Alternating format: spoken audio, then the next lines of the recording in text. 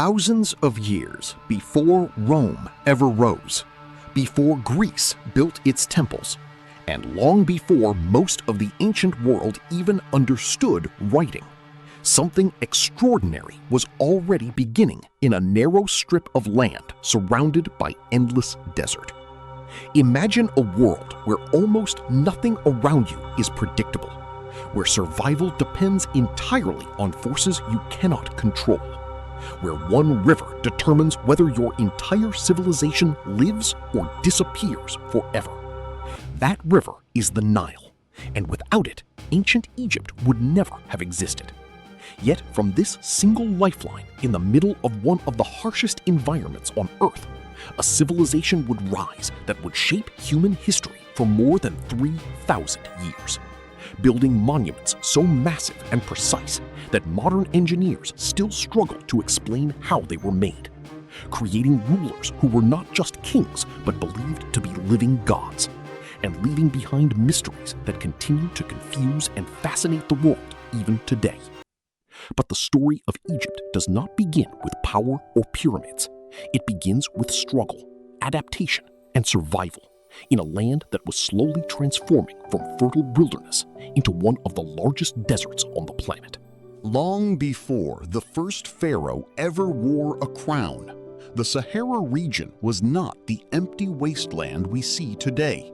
Instead, it was a landscape filled with grasslands, lakes, rivers, and animals, where early human groups lived as hunters and gatherers, moving across the land following food and water, surviving from season to season with no permanent home. But over thousands of years, the climate began to change in a way so slow that no single generation could fully understand it. Rainfall decreased little by little. Lakes began to shrink.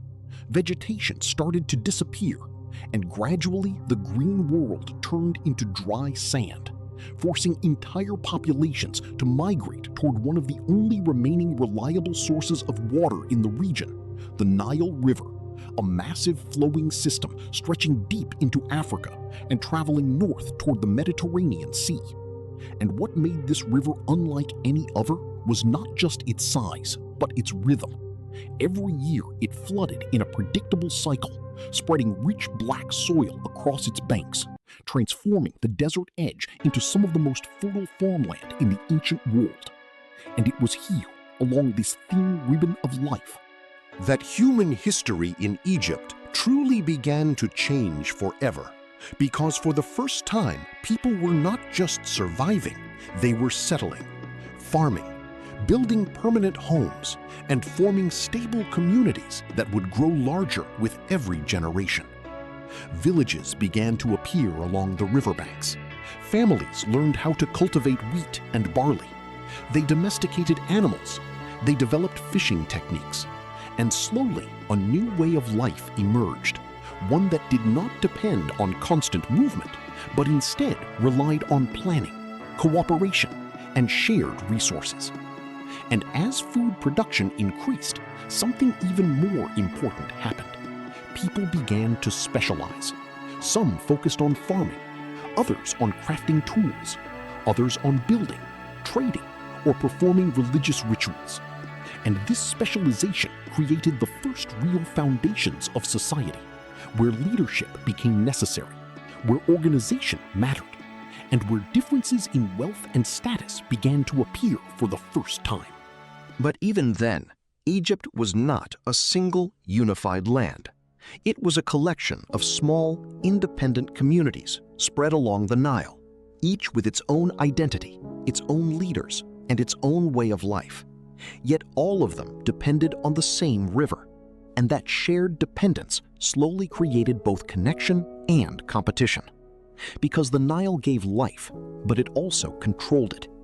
If the floods were too weak, famine would spread. If they were too strong, villages could be destroyed. And every year, people lived with uncertainty, balanced between survival and collapse. Over centuries, these small communities grew stronger. Trade between them increased. Goods such as pottery, stone tools, jewelry, and food began to move up and down the river.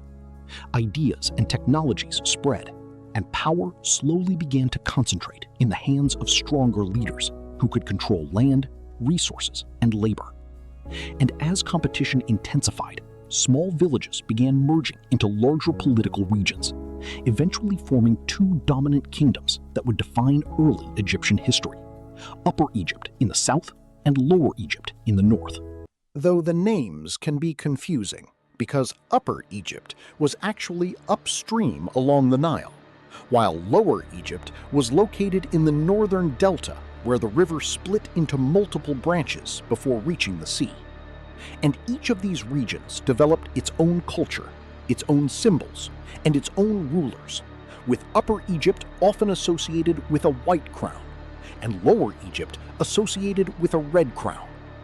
And for a long time, these two lands existed separately, sometimes trading, sometimes clashing, always aware of each other's growing strength, because control of the Nile meant control of life itself.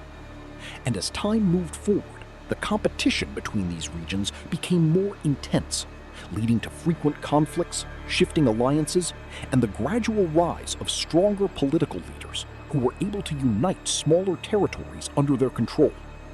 And somewhere in this long and violent transformation, a powerful ruler emerged whose name would become one of the most important in ancient history: Narmer, a king who, according to archaeological evidence, such as the famous Narmer palette, succeeded in achieving what no one before him had fully accomplished: the unification of Upper and Lower Egypt into a single kingdom, an event that did not just change politics, but changed the entire future of civilization along the Nile.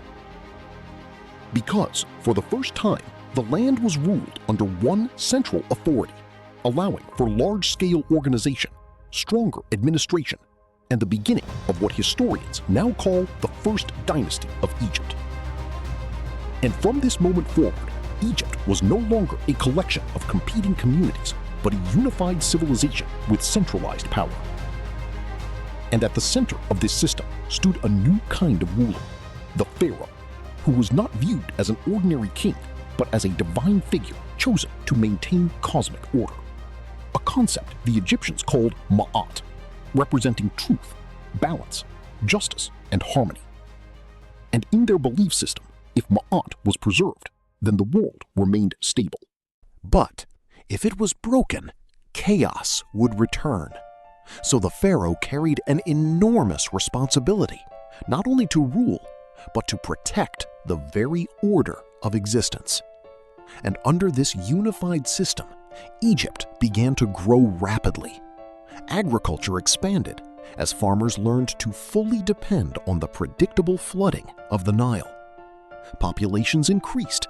Trade networks stretched into neighboring regions. Gold arrived from the south.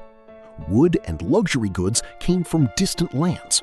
And a new level of economic and political complexity emerged, requiring officials, scribes, and administrators to manage taxes, resources, and construction projects. And during this period, writing also began to develop into hieroglyphic systems that allowed the Egyptians to record information, preserve history, and communicate across generations, marking one of the most important intellectual achievements in human history. And as power and wealth increased, rulers sought ways to demonstrate their authority in physical form, leading to the rise of monumental architecture, starting with simple tomb structures known as mastabas, which were designed to protect the dead and provide for them in the afterlife. Because the Egyptians believed that death was not an end, but a transition into another form of existence, and preserving the body through careful rituals became essential for survival in the next world, which later developed into the complex practice of mummification, where bodies were carefully treated and wrapped to ensure eternal life.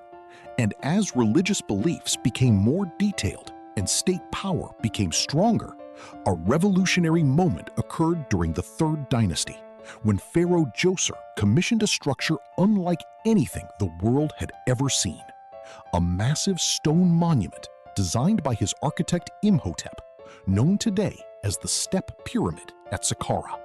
the first large-scale stone building in human history. A structure that represented not only architectural innovation, but also the absolute power of a centralized state capable of organizing thousands of workers, transporting massive materials, and executing a vision on a scale never attempted before. And this moment marked the beginning of Egypt's transformation into one of the greatest civilizations on Earth, setting the stage for the age of the pyramids, the rise of legendary pharaohs, and the creation of monuments that would stand for thousands of years as silent witnesses to the power, ambition, and mystery of ancient Egypt. The rise of ancient Egypt had only just begun. The greatest pharaohs, pyramids, and mysteries were still to come. Subscribe for Part 2.